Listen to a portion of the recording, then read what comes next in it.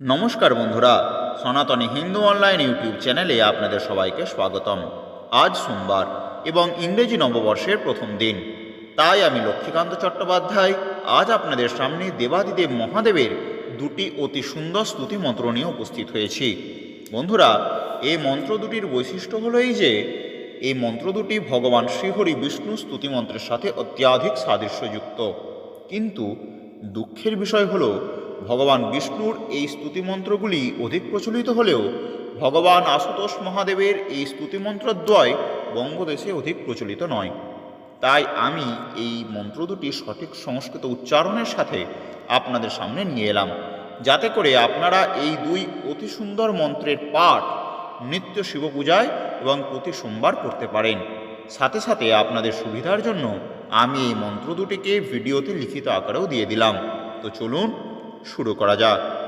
अथ शिवस्तुतिः। ॐ शान्ताकारं शिखरिशयनं नीलकण्ठं सुरेशं विश्वाधारं स्फटिकसदृशं शुभ्रवर्णं शुभाङ्गं गौरीकान्तं त्रितयनयनं योगिभिर्ध्यानगम्यं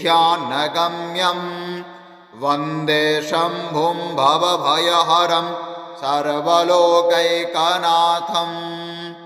ॐ मङ्गलं भगवान् शम्भुः, मङ्गलं वृषभध्वजः, मङ्गलं पार्वतीनाथो, मङ्गलायतनो हरः।